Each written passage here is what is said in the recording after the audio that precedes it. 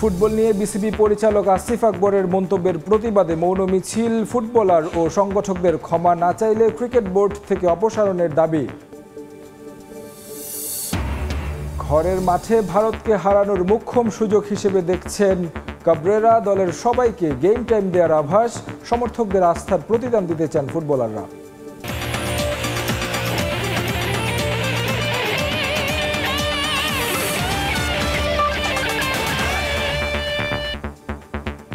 বিশ্বের নানা প্রান্তের খেলাধুলার খবর নিয়ে আমাদের নিয়মিত আয়োজন খেলার সময়, আর এই আয়োজনে আপনাদের সঙ্গে আছি আমি তারেক হাসান শিমুল। এই মুহূর্তে সিলেট আন্তর্জাতিক ক্রিকেট স্টেডিয়ামে আছেন রিপোর্টার নিয়ন মোহাইমিন। সরাসরি যাচ্ছি তার কাছে। নিয়ন, সিলেটের মধ্য দুপুরের প্রচণ্ড গরমেও স্নিগ্ধতা ছড়াচ্ছে বাংলাদেশের ওপেনিং পেয়ার জুটির ব্যাটিং। জয় এবং সাদমান যেভাবে খেলছেন সেটা আসলে দৃষ্টিনন্দন, কথাটুকু বললেও আসলে ভুল হবে। এটা আসলে একেবারেই ভাষায় প্রকাশ করবার মতো নয় যা আমরা এখন পর্যন্ত দেখেছি। এই জুটি এখন পর্যন্ত 14 বার ওপেনিং পেয়ার একসঙ্গে ব্যাটিং করেছেন, কিন্তু কখনোই নিজেদের রানটাকে 43-এর বেশি করতে পারেননি। কিন্তু আজ জুটিতে এখন পর্যন্ত 150 রান হয়ে গেছে এবং চলছে সেই রানটা। আমরা অনেকেই এখানে আশা করছেন যে টুইন সেঞ্চুরি হবে আজ লাক্কাতুরায়, অর্থাৎ ওপেনিং পেয়ারে 2014 এবং 15 সালে তামিম ইকবাল এবং ইমরুল কায়েস যে কাজটি করেছিলেন, আজ সেই কাজটাই আসলে জয় এবং সাদমানের জুটির কাছ থেকে দেখতে চাচ্ছে। যে দুজনই আসলে সেঞ্চুরি করবার মতো অবস্থানেই রয়েছেন, দুজনই 70 রান হয়ে গেছে ইতোমধ্যে এবং খেলছেন বেশ সাবলীল। এখন পর্যন্ত আয়ারল্যান্ডের বোলাররা একেবারেই কোনো ধরনের সুযোগ তৈরি করতে পারেনি। পিচ এখন পর্যন্ত ব্যাটসম্যানদের জন্য পুরোপুরি স্বর্গ বলা যেতে পারে, যেটাকে আমরা ব্যাটিং প্যারাডাইস বলে থাকি, সেরকমই এখন পর্যন্ত মনে হচ্ছে। বোলাররা আসলে কোনো ধরনের চান্স ক্রিয়েট করতে পারেননি, ব্যাটসম্যানরাও সেই সুযোগটা তাদেরকে দেয়নি। আমরা সকালে যে পিচ রিপোর্টটা দেখছিলাম সেখানেও কিন্তু এড্রিয়ান ফোর্ড বলছিলেন যে এখন পর্যন্ত যা অবস্থা, প্রচণ্ড রোদের কারণে হোক এবং সারাদিনের যে খেলার পরেও পিচ কিন্তু খুবই ভালো অবস্থায় আছে এবং পিচ ব্যাটিংয়ের জন্য বেশ উপযোগী। থার্ড ডেতে যে হয়তো বা পিচ আরও একটু স্লো হবে এবং পিচের মধ্যে কিছু ক্র্যাক তিনি দেখিয়েছেন, যে সেই ক্র্যাকগুলো যদি বড় হয় তখন আসলে স্পিনাররা আরও সুবিধা পাবে এবং সেক্ষেত্রে দ্বিতীয় ইনিংসে যখন আয়ারল্যান্ড ব্যাটিং করবে সেক্ষেত্রে তখন কিন্তু বাংলাদেশের স্পিনাররা আরও বাড়তি সুবিধা পাবে এবং সেই সুবিধা নিতে হলে কিন্তু বাংলাদেশকে একটা বড় টার্গেট দিতে হবে, অর্থাৎ বড় একটা লিড নিতে হবে এবং সেই পথেই এখন পর্যন্ত বাংলাদেশ খুব সাবলীলভাবে এগোচ্ছে। শুরুর ইনিংসে একেবারে শুরুতে আজকেও আসলে বাংলাদেশের বোলাররা প্রথম সেশনের প্রথম মাত্র 14টি বল আসলে আয়ারল্যান্ড টিকতে পেরেছিল এবং সেই টেকার মধ্যে আমরা দেখেছি হাসান মাহমুদ এবং তাইজুল দুজন দুটো করে উইকেট নিয়েছেন এবং দুটো করে উইকেট নিয়ে আসলে 286 রানে আয়ারল্যান্ডকে আটকে দিয়েছিলেন। গতকাল প্রেস মিটে আসলে হাসান মাহমুদ এই কথাটাই বলতে চেয়েছিলেন বারবার যে যত দ্রুত সম্ভব আইরিশদেরকে যদি আটকে ফেলা যায় তাহলে যে সুন্দর উইকেট রয়েছে সেই উইকেটে ব্যাটসম্যানরা আসলে সুযোগ পাবেন এবং সেই সুযোগটা এই মুহূর্তে বাংলাদেশের ব্যাটসম্যানরা নিচ্ছেন। বোলাররা যে ফিল্ডটা তৈরি করে দিয়েছেন সেই প্ল্যাটফর্মের উপর দাঁড়িয়ে এখন ব্যাটসম্যানরা আসলে নিজেদের কাজটা করে যাচ্ছেন। সেই কাজটা যতক্ষণ আসলে শেষ পর্যন্ত যতক্ষণ এগিয়ে নিয়ে যেতে পারবেন সেটাই আসলে বাংলাদেশের পরের যারা ব্যাটসম্যান আসবেন তাদের জন্য কাজটা আরও সহজ হয়ে যাবে। তো সিলেটের লাক্কাতুরা স্টেডিয়াম থেকে এই ছিল আমার কাছে সবশেষ। সহকর্মী নিয়ন মোহাইমিন যুক্ত হয়েছিলেন সিলেট থেকে, জানাচ্ছিলেন সিলেট টেস্টে বাংলাদেশের ব্যাটসম্যানদের দারুণ ব্যাটিংয়ের খবর। এবারে যাচ্ছি ফুটবল ও ফুটবলারদের নিয়ে বিসিবি পরিচালক আসিফ আকবরের করা মন্তব্যের বিরুদ্ধে প্রতিবাদী মৌন মিছিল করেছেন সাবেক ও বর্তমান ফুটবলার ও সংগঠকরা। সকাল 11:30টায় ঢাকা জাতীয় স্টেডিয়ামের সামনে থেকে এই প্রতিবাদ মিছিল শুরু করেন ফুটবল সংশ্লিষ্টরা। জাতীয় প্রেস ক্লাব ঘুরে একই জায়গায় এসে শেষ হয় তাদের এই কর্মসূচি। মিছিল শেষে বিসিবি পরিচালক আসিফ আকবরকে ক্ষমা চাইতে বলেন সাবেক ফুটবলাররা। ক্ষমা না চাইলে তাকে ক্রিকেট বোর্ড থেকে বরখাস্ত করার দাবি জানিয়েছেন তারা।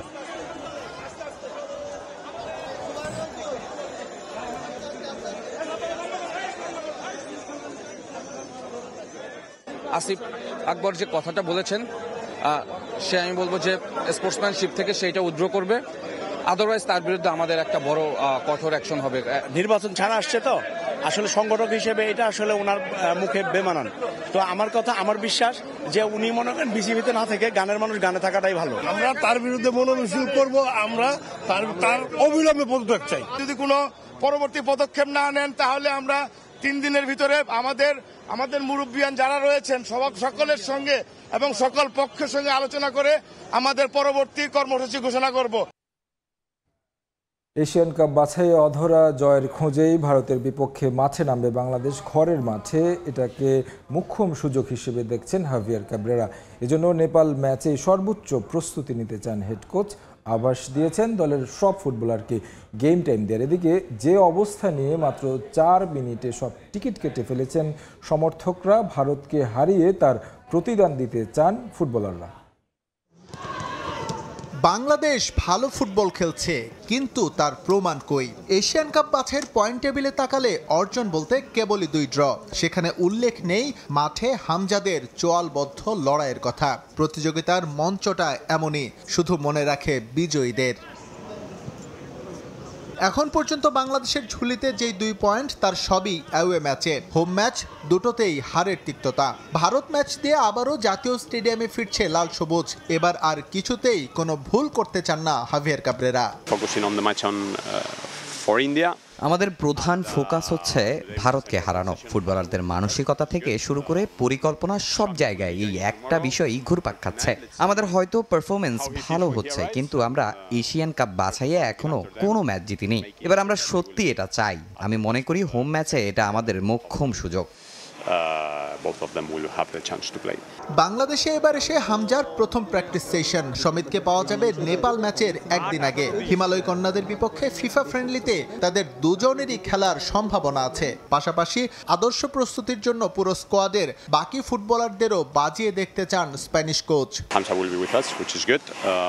হামজা আজ অনুশীলন করছে। কাল দলের সঙ্গে সমিত সোমের অনুশীলন করার কথা রয়েছে।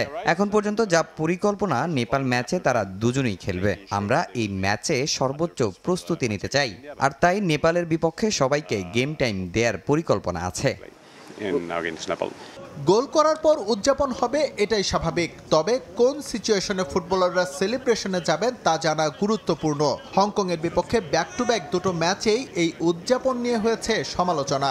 তবে এবার আর সেই পথ মারাতে চান না ফুটবলাররা। যখন সিঙ্গাপুরের সাথে আমি গোল করছিলাম, তখন কিন্তু আমি বল নিয়ে তাড়াতাড়ি গেছিলাম, কিন্তু লাস্ট ম্যাচে যখন আমি হংকংয়ে গোল করি, তখন ওদের দর্শকরা অনেক বাজে ইঙ্গিত করছিল, যার কারণে আমি সেলিব্রেশন করছিলাম। যদি এরকম না হতো তাহলে আমি সেলিব্রেশন করতাম না। সামনে ম্যাচগুলোতে আপনারা মাথায় রাখবো যে এগুলো যেন আর না হয়। ফুটবল ম্যাচের আসল আকর্ষণীয় হলো দর্শক, যারা আমাদেরকে মাঠে সবসময় এনার্জি দেয়। তো এবার আমরা দেখছি যে খুব তাড়াতাড়ি টিকিট বিক্রি হয়ে গেছে।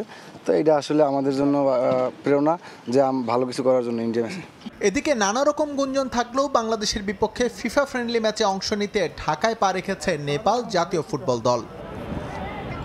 এস এম ইকবাল, সময় সংবাদ, ঢাকা। দিল্লির গাড়ি বিস্ফোরণের জেরে এবার ভারত সাউথ আফ্রিকা প্রথম টেস্ট ঘিরে নিরাপত্তা জোরদার করা হয়েছে। ইডেন গার্ডেন্স স্টেডিয়াম এলাকাসহ গোটা কলকাতায় সতর্ক অবস্থানে আইনশৃঙ্খলা বাহিনী। টেস্ট চ্যাম্পিয়নশিপের মঞ্চে 2 হেভিওয়েট দল 2 ম্যাচ সিরিজে মুখোমুখি হওয়ার অপেক্ষায় Bharat South Africa. Defending champion আর সাবেক রানার্স আপদের লড়াই ঘিরে ক্রিকেট বিশ্বে আলোচনা। তবে 22 গজে নামার আগে আতঙ্ক ক্রিকেটারদের মনে। নয়াদিল্লির লালকেল্লা মেট্রো স্টেশনের কাছে সোমবারের গাড়ি বিস্ফোরণ কাঁপিয়ে দিয়েছে গোটা ভারত। বিস্ফোরণে হতাহতের ঘটনায় শঙ্কিত সবাই। বাংলাদেশ, পাকিস্তান ও নেপাল সীমান্তে উচ্চ সতর্কতা জারি করেছে ভারত। আর এমন একটা সময়েই শুরু হচ্ছে Bharat South Africa test series. 14 November প্রথম ম্যাচ শুরু ইডেন গার্ডেন্সে, যে ম্যাচ ঘিরে নিরাপত্তার কড়াকড়ি কলকাতা শহর জুড়ে। কলকাতা পুলিশ কমিশনার মনোজ ভার্মা জানিয়েছেন, আইকনিক স্টেডিয়াম সহ শহরের বিশেষ স্থানে নিরাপত্তা জোরদার করা হয়েছে। লোকাল পুলিশের পাশাপাশি থাকবে স্পেশাল টাস্ক ফোর্স বা STF। ইডেন গার্ডেন্সে থাকবে 3 স্তরের নিরাপত্তা ব্যবস্থা। সার্বক্ষণিক নজরদারিতে রাখা হবে স্টেডিয়ামের বাইরের অংশ, এন্ট্রি গেট ও গ্যালারি। স্টেডিয়ামের ভেতরে ও বাইরে সাদা পোশাকেও পুলিশ সদস্যরা সতর্ক অবস্থানে থাকবেন। সন্দেহজনক কিছু দেখলে সঙ্গে সঙ্গে ব্যবস্থা নেওয়া হবে। দর্শকদের মাঠে প্রবেশের ক্ষেত্রে বাড়তি চেকিং এর মধ্য দিয়ে যেতে হবে। কোনো ধরনের ব্যাগ নিয়ে প্রবেশ করতে দেয়া হবে না তাদের। এছাড়া কলকাতা শহরের বিশেষ জায়গা যেমন Paschimbanga Rajya Sabha, Raj Bhavan, high court, all India radio সহ স্টেডিয়ামের নিকটবর্তী গুরুত্বপূর্ণ স্থানগুলো ঢেকে ফেলা হবে নিরাপত্তার চাদরে। এ নিয়ে ক্রিকেট অ্যাসোসিয়েশন অব বেঙ্গলের সভাপতি সৌরভ গাঙ্গুলির সঙ্গে পুলিশের উচ্চপদস্থ কর্মকর্তাদের সভা অনুষ্ঠিত হয়েছে, যেখানে সিকিউরিটি প্রোটোকল চূড়ান্ত ও ক্রাউড ম্যানেজমেন্ট প্ল্যান রিভিউ করেছে দুপক্ষ। ভারত ও সাউথ আফ্রিকা টিমের হোটেলও রয়েছে সার্বক্ষণিক নজরদারিতে। শোনা যাচ্ছে কালীঘাট মন্দিরে প্রার্থনার জন্য যেতে চেয়েছিলেন Indian head coach Gautam Gambhir, কিন্তু নিরাপত্তার স্বার্থে সেটা হয়তো বাতিল করতে হবে তাকে। কড়া নিরাপত্তার মাঝেই অনুশীলন করতে হয়েছে ক্রিকেটারদের। মাকসুম আলম খান, সময় সংবাদ। রাজধানীর মগবাজারে জামায়াত সহ 8 দলের সংবাদ সম্মেলন চলছে, সরাসরি যাচ্ছি সেখানে। তো সেই সম্পর্কে আমাদের সামনে কিছু কর্মসূচি ঘোষণার জন্য আজকে আবার আমাদের শীর্ষ নেতৃবৃন্দের বৈঠক ছিল। বাংলাদেশ জামাত ইসলামীর কেন্দ্রীয় কার্যালয়ে।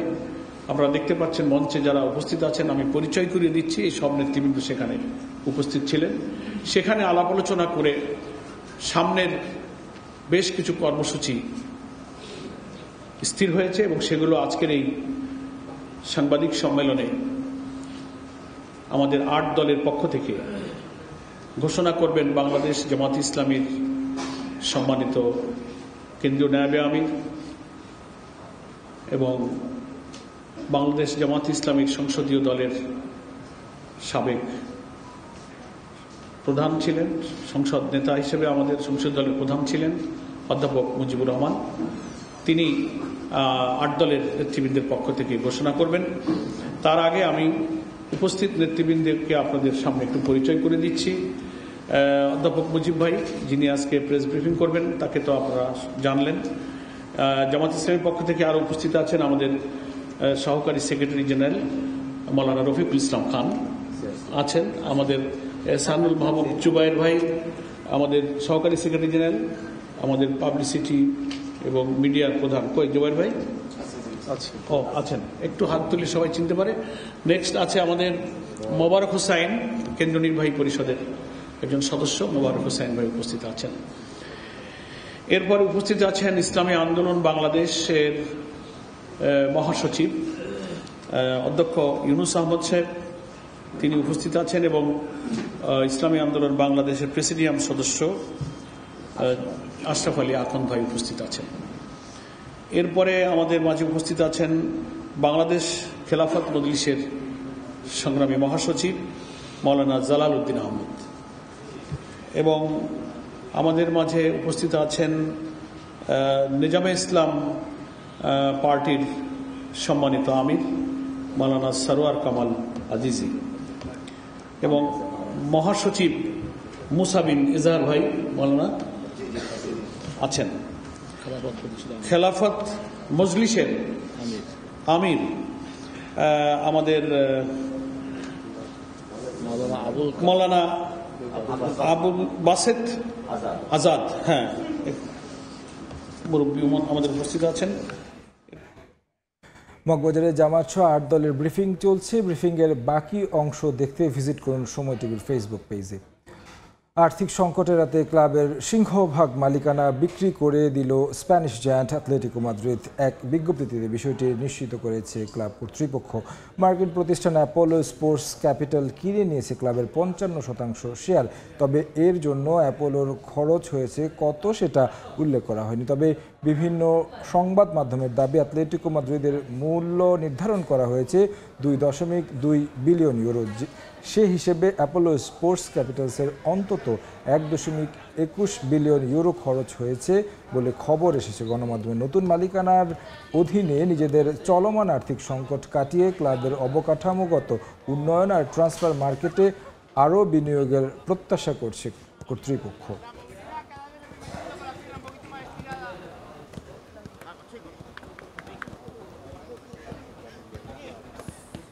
ঘরোয়া লিগে জুয়া কাণ্ডে বড় দুশ্চিন্তায় তুর্কি ফুটবল ফেডারেশন। নিষিদ্ধ করা হয়েছে 1024 জন ফুটবলারকে। ফিক্সিংয়ের অভিযোগ উঠেছে একাধিক রেফারি ও ক্লাব মালিকদের বিরুদ্ধে। ইতিমধ্যে 6 রেফারিকে গ্রেফতার করেছে ইস্তাম্বুল পুলিশ। গণমাধ্যমে তুর্কি ফুটবল ফেডারেশন জানায় অভিযুক্ত 6 জন তৃতীয় ও চতুর্থ বিভাগ লিগের সহকারী রেফারির দায়িত্ব পালন করতেন। এছাড়া একই অভিযোগে প্রথম বিভাগ লিগের ক্লাব আয়ুস পাসের সভাপতিকেও পুলিশ হেফাজতে পাঠিয়েছে আদালত। এর আগে ম্যাচে বাজি ধরার অভিযোগ ওঠে প্রথম, দ্বিতীয়, তৃতীয় ও চতুর্থ বিভাগ লিগের 1024 ফুটবলারের বিরুদ্ধে। তাদের জেরা করে টিএফটির ডিসিপ্লিনারি কমিটি তদন্ত শেষ না হওয়া পর্যন্ত তাদের সাময়িক নিষেধাজ্ঞা দিয়েছে ফেডারেশন। শিগগিরই ফুটবলকে বিদায় জানাবেন ক্রিস্টিয়ানো রোনালদো, তবে সময়টা নির্দিষ্ট করেনি পর্তুগিজ তারকা। নতুন এক সাক্ষাৎকারে পরিষ্কার করলেন কবে মাঠকে বিদায় বলে দিবেন। আগামী 1 থেকে 2 বছরের মধ্যেই ফুটবলকে একেবারে বিদায় জানাবেন রোনালদো। এই বিশ্বকাপই হচ্ছে রোনালদোর শেষ বিশ্বকাপ বলেও জানান তিনি। আর কিছুদিন পর 41 বছরে পা রাখবেন ক্রিস্টিয়ানো রোনালদো। সবার মনে প্রশ্ন, আর কতদিন ফুটবল মাঠে দেখা যাবে পর্তুগিজ তারকাকে। বেশ কয়েকবার অবশ্য বিষয়টি নিয়ে কথা বলেছেন CR7, তবে খোলামেলাভাবে সময়টা জানাননি এই সুপারস্টার। বর্তমানে সৌদি প্রো লিগের ক্লাব আল নাসরের হয়ে খেলছেন রন। মধ্যপ্রাচ্যে দুটি ছড়িয়ে যাচ্ছেন, ক্যারিয়ারের অন্তিম লগ্নে আছেন সেটা বলাই যায়। একটা লক্ষ্যে ছুঁটছেন, বিশ্বের একমাত্র ফুটবলার হিসেবে ছুঁতে চান 1000 গোলের মাইল ফলক। সামনে বিশ্বকাপ, এখনও বিশ্বকাপ সরাসরি নিশ্চিত না হলেও তার দল পর্তুগাল আছে টেবিলের শীর্ষে। বর্তমানে চলছে ফিফা উইন্ডো, বিশ্বকাপ বাছাই পর্ব খেলতে জাতীয় দলের অ্যাসাইনমেন্টে আছেন রোনালদো। সম্প্রতি এক সাক্ষাৎকারে জানিয়েছেন শিগগিরই ফুটবলকে বিদায় জানানোর ঘোষণা দেবেন রোনালদো, তবে কবে নাগাদ সে সময় আসতে পারে সেটা জানাননি। বিষয়টি নিয়ে ধোঁয়াশা তৈরি হয়েছে সমর্থকদের মনে, তাই নিজেই খোলাসা করলেন। আচ্ছা, শিগগির অবসর বলতে আগামী 10 বছরের মধ্যে? আমি যেহেতু শিগগির বলেছি, এটা 6 মাস বা 1 বছরও হতে পারে। আসলে তা নয়, মজা করছিলাম। আমি যা বলতে পারি, এখন সময়টা দারুণ উপভোগ করছি। ফুটবলে একটা নির্দিষ্ট সময় আছে, একটা বয়সের পর আপনি চাইলেও খেলতে পারবেন না। যেমনটা আগে বলেছি, এই সময়টা আমি ভালোভাবে খেলতে পারছি। জাতীয় দল ও আল নাসরের হয়ে ভালো সময় কাটাচ্ছি। শিগগির বলতে হয়তো 1 থেকে 2 বছর আমাকে মাঠে দেখা যাবে। খুব বেশি দিন খেলা সম্ভব নয়। তবে কি এই বিশ্বকাপই শেষ বিশ্বকাপ হতে যাচ্ছে রোনালদোর জন্য? এ বিষয়েও খোলামেলা কথা বলেন CR7। অবশ্যই এই বিশ্বকাপ আমার ক্যারিয়ারের শেষ বিশ্বকাপ হবে, কারণ কিছুদিন পর আমার 41 বছর হবে। এখন সময়টা উপভোগ করলেও থামার একটা সময় আছে। 25 বছর ধরে এই খেলাটার সঙ্গে আছি। বিভিন্ন সিনারিওতে আমার রেকর্ড আছে। জাতীয় দলের হয়ে ট্রফি জিতেছি। জীবনে যা অর্জন করেছি তার জন্য আমি গর্বিত। আসন্ন বিশ্বকাপে নিজের অধরার স্বপ্ন পূরণের আশায় আছেন রোনালদো। তারেক হাসান শিমুল, সময় সংবাদ। খেলার সময়ের শীর্ষ সংবাদগুলো জানিয়ে দিচ্ছি আরেকবার। ফুটবল নিয়ে বিসিবি পরিচালক আসিফ আকবরের মন্তব্যের প্রতিবাদে মৌন মিছিল, ফুটবলার ও সংগঠকদের ক্ষমা না চাইলে ক্রিকেট বোর্ড থেকে অপসারণের দাবি।